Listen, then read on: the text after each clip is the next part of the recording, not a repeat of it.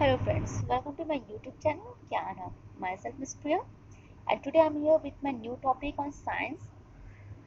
The chapter number is 4 of CBSE class. The chapter name is Material, Metals and Non-Metals. In this video we are going to discuss the basic definition of metals and non-metals, their physical properties, chemical properties and their uses. Although this is the basic chapter of class 8 regarding metals and non-metals, but somehow somewhere this chapter is going to be very important for your class 9. So be prepared for this chapter. And yes, if you guys are going to face any problem regarding this video, make sure to comment me on the comment box. One information is more कि मैंने last में अपने description box में कुछ PDFs को download किया है, जिसके आप हेल्प कर सकते हो। उस पीडीएफ को आप डाउनलोड कर लीजिएगा ताकि आप फर्दर कभी रिवीजन करने बैठें तो आपको प्रॉपर्टीज़ के लिए बार बार आपको पूरी वीडियोस को देखने की ज़रूरत ना पड़े। तो इस वीडियो को ध्यान से शुरू से लेकर लास्ट तक देखिएगा ताकि आपका जो मेटल और नॉन मेटल्स को लेके जो कंसेप्ट क्लियर नहीं है वो आप क्लियर कर सकें। So the first question which comes in our mind is metals and non metals. Metals and non metals. इससे पहले एक चीज़ बोलना चाहूँगी, those who are watching my video for the first time, मैं ये कैसे बोल सकती हूँ, those who are watching my video for the first time, please don't forget to subscribe my channel and like my video and please press the bell icon ताकि जब भी मैं कोई भी वीडियो अपनी अपडेट करूँ तो आपको उसकी नोटिफिकेशन तुरंत मिल सके। Thank you. So the first question which comes in our mind, metals and non metals, कि मेटल क्या होते हैं और नॉन मेटल क्या होते हैं। ओके, यहाँ पे मैं एक सिंपल सी चीज़ आपको बताना चाहूँगी। Let me draw something, right here M and right here N M, that is non metals and here comes metals. Metals क्या होते हैं? पॉजिटिव आयन फॉर्म करते हैं। नॉन मेटल्स क्या होते हैं? नेगेटिव आयन फॉर्म करते हैं। ये क्या करते हैं? ये इलेक्ट्रॉन लॉस करते हैं और ये इलेक्ट्रॉन क्या करते हैं? गेन करते हैं। ओके, समझ में आ रहा है समथिंग? ओके, इनका जो रिएक्शन का जो होता है लॉस करने को हम कहते हैं इलेक्ट्रो पॉजिटिव, और ये क्या होता है? Electro negative. ये सिंपल सी डिफिनीशन है जो मैंने सिंपल वर्ड में समझाने की कोशिश की है। Now come in detail. Basically a metal is an element which can form positive ion. A metal is an element which can form positive ion by the loss of electron, and this property of metal is called electropositive. समझ में आया? ये 3 points जो मैंने बताए, ये पूरी definition आपकी मेटल की कंप्लीट हो गई। क्या था डेफिनेशन? मैं फिर से रिपीट कर देती हूँ। A metal is an element which can form positive ions by the loss of electron and this property is known as electropositive. Okay, now come in non metal. What are non-metal? Non-metal is an element which form negative ion by the gain of electron and this property is known as electronegativity. Okay, concept clear हुआ? समझने की कोशिश की आप लोगों ने। ये क्या होता है? नॉन मेटल नेगेटिव आयंस होते हैं, इसमें इलेक्ट्रॉन गेन होता है और इस प्रोसेस को हम कहते हैं इलेक्ट्रोनेगेटिविटी। मीन्स टोटल अपोजिट हो जाता है। जब हम लॉस करते हैं तो वो पॉजिटिव हो जाता है, जब हम गेन करते हैं तो वो नेगेटिव हो जाता है। ओके, तो अगर हम बात करते हैं तो नॉन मेटल्स टोटली हमारे नीचे में कितने प्रेजेंट हैं? 22। There are only 22 non metals out of which 11 are gases. क्या कह रहा है? ये तो अभी हमने बेसिक डिफिनेशन पढ़ ली। अब यहाँ पे एक सिंपल सी चीज़ है जो मैं आपको समझा दूँ नॉन मेटल्स को लेके। ये सिंपल चीज़ है जो हमें पता होनी चाहिए एंड आई होप कि ये वीडियो आपको काफ़ी हेल्प करेगी कंसेप्ट को क्लियर करने में। What I have said, non metals कितने होते हैं टोटल? 22। मेटल्स की बात करते हैं तो मेटल कन्फर्म सी चीज़ है कि ये सॉलिड फॉर्म में होते हैं, है ना? बिकॉज मर्करी जो होता है, mercury is the only metal which is liquid at room temperature. जितने भी मेटल्स होते हैं वो सारे के सारे ठोस होते हैं, बट मर्करी सिर्फ एक ऐसा मेटल है। ये नॉर्मली क्वेश्चंस आते हैं आपके 1 मार्क्स क्वेश्चन में आ जाते हैं या फिर इन द ब्लैंक्स में आ जाते हैं या चूज द करेक्ट ऑप्शन में आते हैं। ये क्वेश्चन पूछते हैं which metal is liquid at room temperature, तो हम कह सकते हैं मर्करी। बाकी सारे मेटल्स आपके क्या होते हैं? सॉलिड फॉर्म में होते हैं। Okay, now here in non metals total कितने होते हैं? 22 होते हैं, जिसमें आपके 11 क्या होते हैं? गैस के होते हैं। एक आपका क्या हो जाता है? लिक्विड हो जाता है। एंड रिमेनिंग 10 जो होते हैं वो क्या क्या होते हैं? आपके सॉलिड होते हैं। क्या है? नॉन मेटल्स टोटल होते हैं 22, जिसमें आपकी 11 गैसेस होती हैं, एक लिक्विड होता है और 10 आपके क्या हो जाते हैं? सॉलिड फॉर्म में होते हैं। नॉन मेटल्स के अगर एग्जाम्पल्स होते हैं तो like hydrogen, oxygen, carbon, sulphur, nitrogen, है ना।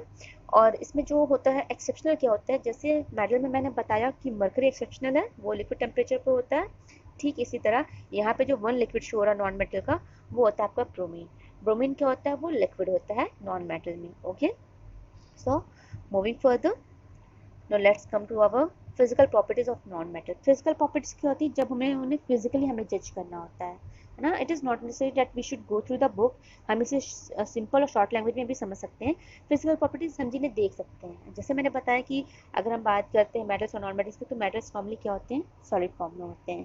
तो फिजिकल स्टेट में क्या होता है, metals are generally solid at room temperature. Common सी चीज़ क्या है कि जो हमारे मेटल्स होते हैं वो क्या होते हैं, जनरली क्या होते हैं, रूम टेम्परेचर में क्या होते हैं, आपके सॉलिड होते हैं। बट एक्सेप्शनल में क्या जाता है, आपका मरकरी और गैलियम जो होते हैं वो क्या होते हैं, लिक्विड फॉर्म में होते हैं। इसे याद रखिएगा, it's a very important type of answer. whenever someone asked which metal is liquid at room temperature, you guys can say mercury and gallium. Okay, whereas non-metal exists in all three states. क्या था, जब हम metals की बात करते हैं तो metal आपको सिर्फ रूम टेम्परेचर पे क्या होता है, सॉलिड फॉर्म में होता है, एक्सेप्शनल केसेस होते हैं। बट नॉन मेटल्स क्या होते हैं, या फिर तीनों स्टेट मतलब लिक्विड, गैस और सॉलिड, तीनों में होते हैं। But generally they are solid और गैस। बट अगर नॉर्मली देखा जाए तो क्या होता है, ये या तो सॉलिड होते हैं या गैस होते हैं। इन एक्सेप्शनल लिक्विड होते हैं ये रूम टेम्परेचर में, जिसमें आपका आ जाता है ब्रोमीन। ओके ओके, हार्डनेस की बात करते हैं तो जाहिर सी बात है मेटल ज़्यादा इफेक्टिव होगा। क्यों, क्योंकि वो जनरली हार्ड होते हैं, सॉलिड होते हैं, तो वो कहीं ना कहीं हार्डनेस की मैटर में वो ज़्यादा होते हैं, डोमिनेंट होते हैं ओवर किसके, नॉन मेटल्स के। वेयर एज नॉन मेटल्स में आपकी तीनों क्वालिटीज़ होती हैं। तो नॉन मेटल्स जनरली सॉफ्ट होते हैं एक्सेप्ट डायमंड, है ना।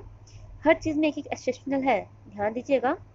Metals are generally hard, but their hardness varies from metal to metal. हर मेटल के हिसाब से क्या होती है, इनकी जो हार्डनेस होती है वो क्या होती है, अलग अलग हो जाती है।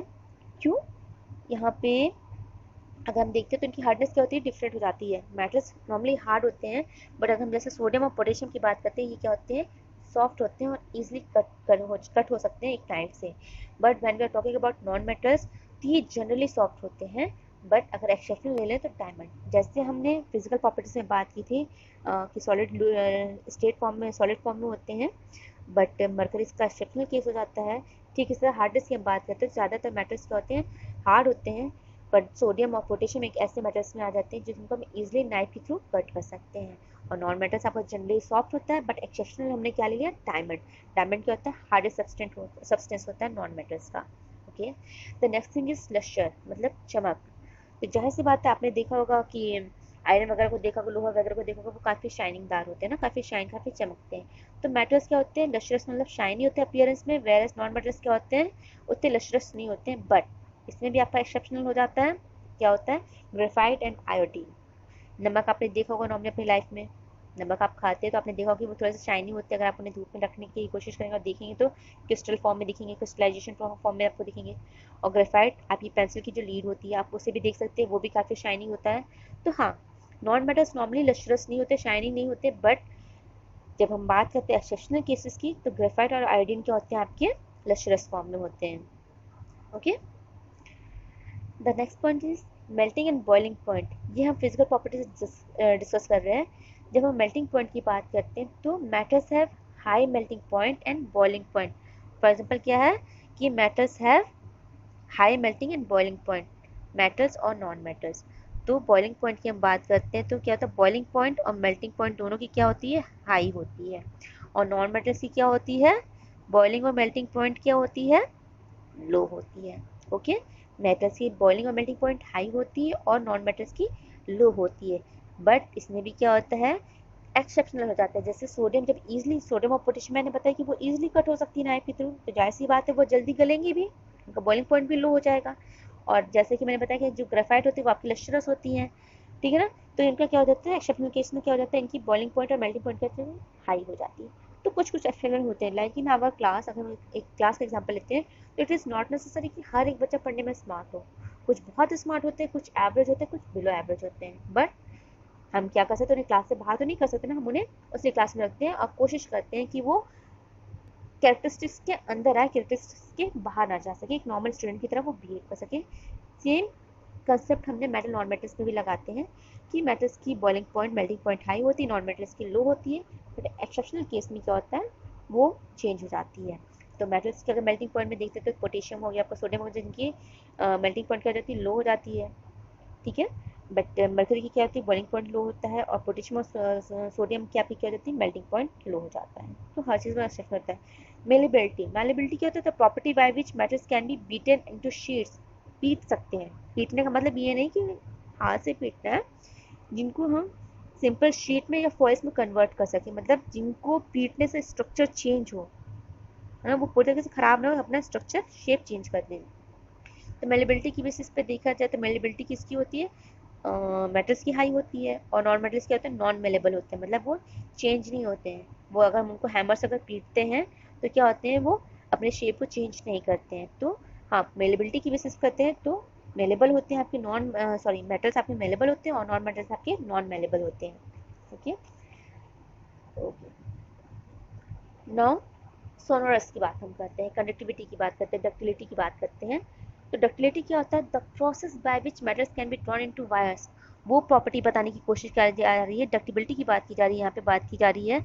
यहाँ पे अगर हम देखते हैं तो व्हाट वी आर सीइंग, बताया जा रहा है कि हार्ड होते हैं, लश्रस होते हैं, मेलेबल होते हैं, डक्टाइल। डक्टाइल वर्ड क्या होता है, डक्टाइल वर्ड क्या होता है, the property by which metals can be drawn into wires. वो एक ऐसी प्रॉपर्टी होती है कि जब हम किसी वायर के अंदर किसी मेटल को डाल सकें, that one is known as ductility. जैसे आपका गोल्ड, सिल्वर, कॉपर, आयरन, ये हाईली डक्टाइल मेटल्स होते हैं। और नॉन मेटल्स क्या होते हैं, नॉन डक्टाइल होते हैं। मेटल्स आपके डक्टाइल होते हैं, और नॉन मेटल्स आपके क्या होते हैं, नॉन मेटल्स आपके क्या होते हैं, नॉन डक्टाइल होते हैं। क्यों, क्योंकि नॉन मेटल्स के अंदर हम वायर के थ्रू हम क्या उन्हें नहीं ले जा सकते हैं। बट जब मेटल्स की हम बात करते हैं, जैसे आप यूज़ करते हैं वायर्स वगैरह, आप स्विच बोर्ड्स के लिए जो आपकी लंबी जो तार वगैरह जाते हैं, उसमें मेटल्स को ईजिली हम डाल सकते हैं। ओके, जिसमें नेक्स्ट वर्ड है वो आपका है सोनोरस। सोनोरस क्या होते हैं, मेटल्स आर सोनोरस, मतलब दे प्रोड्यूस साउंड, जिसकी गिरने से आवाज़ आए, उसे हम क्या कहते हैं, सोनोरस। तो जाहिर सी बात है, मेटल्स को कोई भी मेटल अगर हम ज़मीन पर गिराते हैं, कभी आप एक कील को गिरा के देखिए, उसमें से आवाज़ प्रोड्यूस होगी, उसमें से आवाज़ आएगी, तो मतलब क्या होते हैं, दे प्रोड्यूस साउंड। तो metals are sonorous while non metals are non sonorous. क्या होता है, क्योंकि उनमें आवाज़ नहीं आती है जब हम उन्हें गिराते हैं। जैसे कार्बन सल्फर अगर गिरते हैं तो क्या होता है, उसमें से आवाज़ नहीं आएगी। बट अगर हमने सोडियम, पोटेशियम और अगर हमने आयरन वगैरह गिरा दिया है तो उसमें आवाज़ आएगी। कंडक्टिविटी की बात करते हैं तो मेटल्स क्या होते हैं, अगर हम कंडक्टिविटी की बात करते हैं तो मेटल्स क्या होते हैं, good conductor of heat and electricity. What does it mean, good conductor of heat and electricity, मतलब क्या होते हैं, वो हीट और इलेक्ट्रिसिटी को ईजिली अपने अंदर एब्जॉर्ब कर सकते हैं और इलेक्ट्रिसिटी को शो कर सकते हैं। बल्कि मेटल्स के अंदर क्या होती है, वो बैड कंडक्टर ऑफ हीट और इलेक्ट्रिसिटी कहा जाता है, ठीक है ना। इसमें एक्सेप्शनल क्या हो जाता है कि good conductor of electricity non metals की अगर हम बात करते हैं तो उससे ग्रेफाइट है, ग्रेफाइट की थ्रू इलेक्ट्रिसिटी पास ऑन हो सकती है, बाकी और किसी नॉन मेटल्स के अंदर से आप इलेक्ट्रिसिटी पास नहीं कर सकते हो, ठीक है ना। बट हाँ, मेटल्स के संग क्या होता है, जनरली क्या होते हैं, वो good conductor of heat and electricity होते हैं। मैं एक बार फिर से आपको रिमाइंड कर देती हूँ कि फिजिकल प्रॉपर्टीज़ और केमिकल प्रॉपर्टीज़ का मैंने PDF अपडेट कर रखा है डिस्क्रिप्शन बॉक्स में, आप वहाँ से उसका PDF डाउनलोड कर सकते हैं। Okay, now moving further to their chemical properties। chemical properties जब हमने किसी चीज़ से रिएक्ट कराते हैं तो एक चीज़ और जो इम्पोर्टेंट है, जो नॉर्मली बुक में मेंशन नहीं है, इलेक्ट्रॉनिक कन्फिग्रेशन।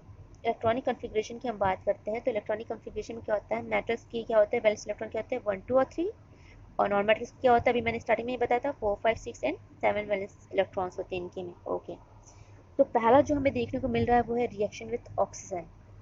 जब हम मेटल्स और नॉन मेटल्स को रिएक्ट करते हैं ऑक्सीजन के साथ, तो metals react with oxygen to form metal oxide. जाहिर सी बात है, क्या कहा जा रहा है कि जब मेटल रिएक्ट करता है, जब मेटल रिएक्ट करता है किसके संग, ऑक्साइड्स के संग।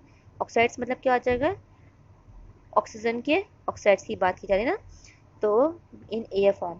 तो जब भी वो रिएक्ट होगा तो क्या करेगा, वो ऑक्साइड फॉर्म करेगा। तो क्या है एग्जाम्पल में, अगर हमने ले लिया मैग्नीशियम, तो हमने क्या लिया, मैग्नीशियम। मैग्नीशियम को हमने क्या किया, अगर ऑक्सीजन से वो रिएक्ट करता है तो एयर में आएगा, तो क्या हो जाएगा, मैग्नीशियम ऑक्साइड, मतलब उनके ऊपर एक लेयर ज़रूर फॉर्म होगी। क्या होगा, एक लेयर ज़रूर फॉर्म होगी। मतलब हमने मैग्नीशियम को जब ऑक्सीजन से संग रिएक्ट करा तो क्या फॉर्म हुआ, मैग्नीशियम ऑक्साइड फॉर्म हुआ, ठीक है। आई होप आपको समझ में आ रहा होगा।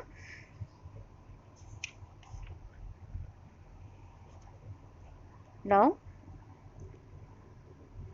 एक यहाँ पे येलो बॉक्स आपका दिया गया है, इसे ज़रूर देखें, ये थोड़ा सा इंपॉर्टेंट होता है। अभी हमने जब ऑक्साइड्स की बात की, आपने आयरन के ऊपर भी देखा होगा कि आयरन के ऊपर रेड कलर की जंक लग जाती है, वो कैसे होता है, उसे हम रस्टिंग कहते हैं ना, रस्ट कहते हैं, जंक को हम इंग्लिश में कहते हैं रस्ट, और उस प्रोसेस को कहते हैं रस्टिंग प्रोसेस। तो क्या होता है कि अगर हमने लोहे के सामान को अगर हमने कोट नहीं किया है ना, कोटिंग अगर हमने नहीं की है, तो क्या करते हैं कि अगर हमने लोहे का सामान अगर हमने कोई खुले आसमान में या खुले इन्वायरमेंट में रख दिया, मॉइस्चर है, ह्यूमिडिटी है, मतलब थोड़ी सी भी पानी की मात्रा अगर एटमोसफियर में है, तो वो क्या होता है, उसमें जंक लगने लगता है, तो वो रेड कलर का ऑक्साइड फॉर्म करता है।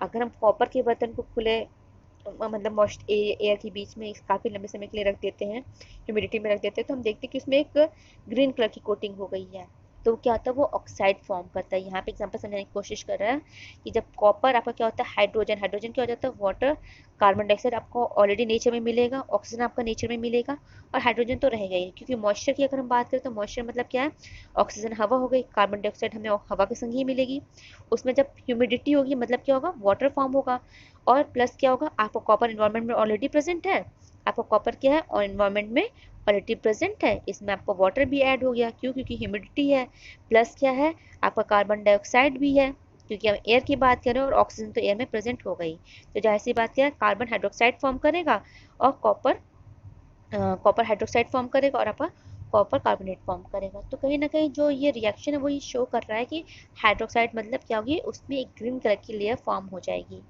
Okay, no reaction with water. अब हम इसमें देखेंगे कि हमारे मेटल्स जो होते हैं वो पानी की संख्या से रिएक्ट करते हैं। क्या है, when a metals react with water a metal oxide और मेटल हाइड्रोक्साइड विल फॉर्म। जाहिर सी बात है, जब कोई भी मेटल, क्या कह रहा है कि जब कोई भी मेटल हम रिएक्ट करवाते हैं इससे, वाटर से, H2O से, तो जाहिर सी बात है, तो क्या हो जाएगा, आपको OH फॉर्म होगा, मतलब हाइड्रोक्साइड उसका फॉर्म होगा ही होगा। तो इसके हम कुछ रिएक्शंस देख लेते हैं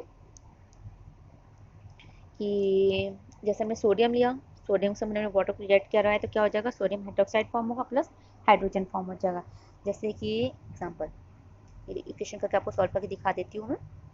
मैंने बोला कि जब हम रिएक्ट करवाएंगे सोडियम, सोडियम आपका होगा क्या, Na प्लस, किससे हमने रिएक्ट करवाया इसको, हाइड्रोजन से, ठीक है, तो क्या हो जाएगा फॉर्म, NaOH क्या फॉर्म करेगा, NO सोडियम और प्लस ऑक्सीजन का एक मॉलिक्यूल, हाइड्रोजन के दो हैं, ठीक है ना, NaOH सोडियम हाइड्रोक्साइड फॉर्म करेगा, प्लस क्या करेगा, हाइड्रोजन फॉर्म करेगा। यहाँ पे आपका इक्वेशन भी बैलेंस हो गया, कैसे, सोडियम का एक था, सोडियम हो गया, हाइड्रोजन H2O था, ऑक्सीजन एक था, और एक ऑक्सीजन हो गया आपका, एक हाइड्रोजन, और एक ये जो सिंगल हाइड्रोजन था वो आपका यहाँ पर आ गया, तो क्या हो गया, सोडियम हाइड्रोक्साइड फॉर्म होगा और प्लस हाइड्रोजन फॉर्म होगा। तो इसी तरह हम जब रिएक्ट कराते हैं तो क्या होता है कि हाइड्रोक्साइड फॉर्मेशन होता है जब हम मेटल को रिएक्ट करते हैं, सॉरी, जब हम मेटल को रिएक्ट करते हैं वाटर के संग। Now next is reaction with acid, मतलब एसिड हमें पता ही है, एसिड बेस से तो आप रूबरू होंगे, आपने क्लास में पढ़ रखा होगा। एसिड के संग क्या होता है, when a metal reacts with an acid a salt and a hydrogen gas is produce. क्या कह रहा है कि जब हम कोई मेटल को एसिड के संग रिएक्ट करवाते हैं तो क्या होता है, सॉल्ट फॉर्म होता है, प्लस आपका हाइड्रोजन गैस फॉर्म होता है। क्या फॉर्म होता है, हाइड्रोजन किस फॉर्म में होता है, गैस फॉर्म में फॉर्म होता है। तो एक एग्जांपल लेते हैं, लाइक मैग्नीशियम, चलिए जिंक लेते हैं, थोड़ा सा डिफरेंट लेते हैं ना, मैग्नीशियम बार बार हो जा रहा है। ओके, जिंक ले लिया, जिंक का रिएक्शन आपको पता ही होगा, Zn होता है इसका सिंबल। जिंक को हमने क्या किया, एसिड से रिएक्ट कराया, एसिड क्या होता है, हाइड्रोक्लोरिक एसिड हो गया, तो 2HCl, इससे हमने रिएक्ट कराया तो क्या फॉर्म होगा, आपका हाइड्रोजन भी दो है और क्लोरीन भी दो है, तो Zn, जिंक तो सिंगल है, Zn हो गया, क्लोरीन भी क्या आपकी दो हैं, तो ZnCl2 हो गया, मतलब जिंक क्लोराइड प्लस हाइड्रोजन क्या हो गया, H2, क्या फॉर्म करेगा वो, हाइड्रोजन। तो यहाँ पे एसिड संग क्या है, एसिड में आपको कुछ भी हो सकता है, जैसे सल्फ्यूरिक एसिड हो सकता है, आपका हाइड्रोक्लोरिक एसिड हो सकता है, ये सारे के सारे आपके एसिड्स तो ही होते हैं। एसिड्स क्या होते हैं, जिसमें आपको OH ग्रुप प्रेजेंट ना हो, है ना। तो अभी हमने वाटर के संग रिएक्शन देखा था, अब हमने किसके संग देखा है, एसिड संग। एसिड में आप चाहे तो हाइड्रोजन क्लोराइड हाइड्रोक्लोरिक एसिड रख सकते हैं, सल्फ्यूरिक एसिड रख सकते हैं। तो जब हम रिएक्ट कराते हैं तो क्या होता है कि हमारा जो होता है मेटल रिएक्ट कर जाता है और वो किसके संग फॉर्म कर लेता है, क्लोरीन के संग उसने रिएक्शन फॉर्म किया और हाइड्रोजन के एक मॉलिक्यूल हमें लास्ट में हाइड्रोजन के 2 मॉलिक्यूल हमें लास्ट में देखने को मिलते हैं। ओके, ये हमारा होता है एसिड संग। आप चाहे तो जिंक और सल्फ्यूरिक एसिड को जब हम रिएक्ट कराते हैं तो क्या फॉर्म होगा, जिंक सल्फेट फॉर्म होगा और हाइड्रोजन आपका लास्ट में बचेगा। मैं एक बार आपको सल्फ्यूरिक एसिड के संग भी करके दिखा देती हूँ। हमने जिंक लिया प्लस सल्फ्यूरिक एसिड का फॉर्मूला क्या होता है, H2SO4। जब हमने H2SO4 को उसके संग रिएक्ट किया तो जिंक क्या होगा, जिंक सल्फेट फॉर्म करेगा तो ZnSO4 हो जाएगा, प्लस क्या बचा हमारा लास्ट में, हाइड्रोजन। क्या बचा, हाइड्रोजन, तो हाइड्रोजन हमारा लास्ट में बच जाएगा। आई होप आपको रिएक्शन समझ में आ रहे होंगे। Now moving further, the next thing is reaction with base. Base क्या होता है, matters, most matters do not react with base. ज़्यादातर मैटर्स क्या होता है बेस। क्यों, जाहिर सी बात है कि मैटर्स क्या होते हैं वो बेस से रिएक्ट नहीं करते हैं। जिसमें हाइड्रोक्साइड प्रेजेंट होते हैं, हाइड्रोक्साइड प्रेजेंट होते हैं, वो आपकी बेस होता है, तो नॉर्मली वो बेस के संग रिएक्ट नहीं करते हैं। When it comes to non matters, they are complex in nature which you will going to study in your higher classes ना। अभी के लिए इतना ही काफ़ी है। इसके बाद हम जो लास्ट में देख रहे तो नॉर्मली अगर हम बात करें तो मैटर्स और non metals basically they don't react with basis. Okay, moving further,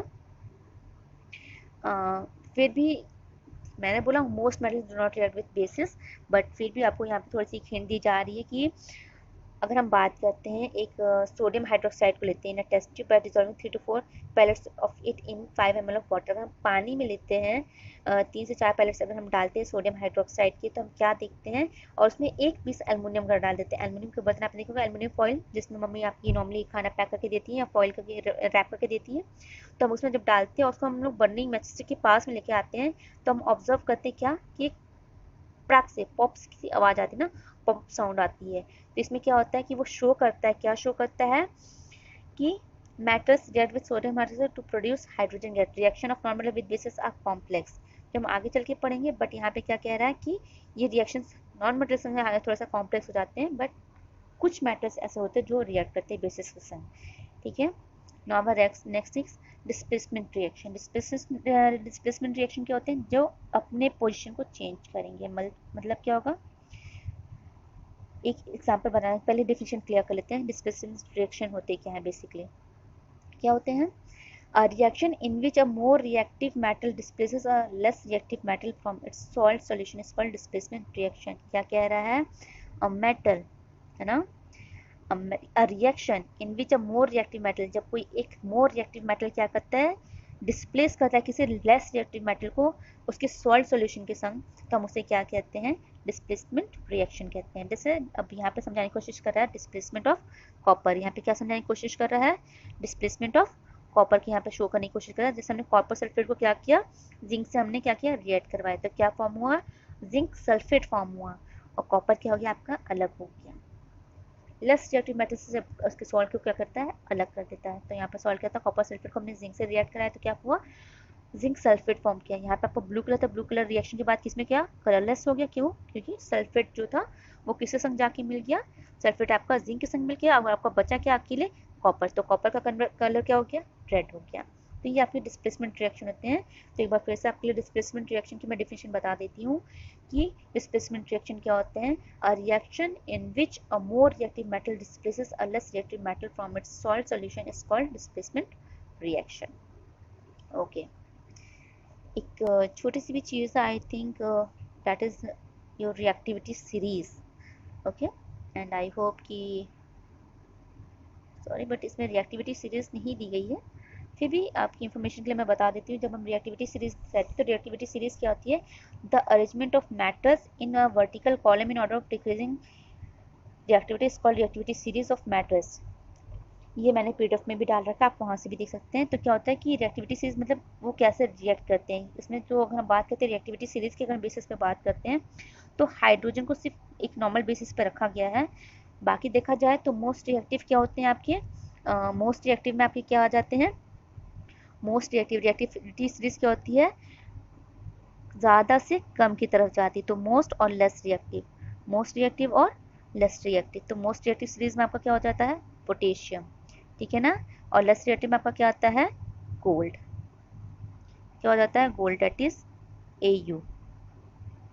तो हाईली रिएक्टिव मटेरियल की अगर हम बात करते हैं तो आपका हो जाता है पोटेशियम, और लेस रिएक्टिव की हम बात करते हैं तो वो हो जाता है गोल्ड। और इसकी डिफिनेशन क्या होती है, the arrangement of metals in a vertical column in order of decreasing reactivity is called reactivity series of metal. Hydrogen का कुछ काम नहीं होता है, एट द सेंटर आपको हाइड्रोजन भी देखने को मिलेगा रिएक्टिविटी सीरीज में। सो डोंट गेट कंफ्यूज कि हाइड्रोजन कैसे रिएक्ट करता है। इस रिएक्टिविटी सीरीज को बैलेंस करने के लिए हाइड्रोजन क्या किया गया है, बीच में इंक्लूड कर दिया गया है। Now the last point of our topic is uses. Uses I don't think कि आपको इतनी कुछ प्रॉब्लम्स होंगी। यूजेस हमें पता ही है, मेटल्स का यूज हम किस लिए करते हैं, बर्तनों में बनाने के लिए काम करते हैं, कुकिंग वेसल्स वगैरह बनाने में काम करते हैं, इलेक्ट्रिक वायर्स में यूज होता है, उनका डे टू डे लाइफ में हम नॉर्मली यूज करते रहते हैं। ओके और नॉन मेटल्स की अगर हम बात करते हैं क्या होता है, ये भी कहीं ना कहीं हमारी लाइफ के लिए एसेंशियल है। हम इन्हें यूज़ करते हैं इनहेल करने के लिए, ऑक्सीजन लेते हैं, कार्बन डाइऑक्साइड को एक्सहेल करते हैं। Non metal use in fertiliser, non metals का होता है आपके फर्टिलाइजर, जैसे आपको होता है ना नाइट्रोजन फर्टिलाइजर जो होता है आपकी, सब आपके क्या हो जाते हैं नॉन मेटल्स में आ जाते हैं। They use in water purification process में यूज होते हैं, सॉल्यूशन फॉर्म करते हैं जो एंटीसेप्टिक एज अ यूज होता है, हमारे वुंड्स वगैरह में यूज होते हैं, क्रैकर्स में नॉन मेटल्स यूज होते हैं। तो ये क्या हो जाते हैं, नॉन मेटल्स हो जाते हैं। और नॉन मेटल्स के यूजेस हो जाते हैं। और मेटल्स के यूजेस नॉर्मली आपको पता ही होंगे, बर्तनों में यूज़ होते हैं, हमारी डे टू डे लाइफ में हम लोग बहुत यूज़ करते हैं, वायर्स में यूज़ करते हैं। सो आई होप आपको कंसेप्ट क्लियर होगा मेटल और नॉन मेटल्स के। और एक बार फिर से मैंने डिस्क्रिप्शन बॉक्स में PDF डाउनलोड कर रखा है, आप उसे ज़रूर डाउनलोड कर लीजिएगा। And please student don't forget to like my video and subscribe my channel. And that's all for metal and non metal. And I hope कि आपको मेरा वीडियो पसंद आया होगा। Still if you guys are going to face any problem, make sure to comment in the comment box. Thank you for watching my video.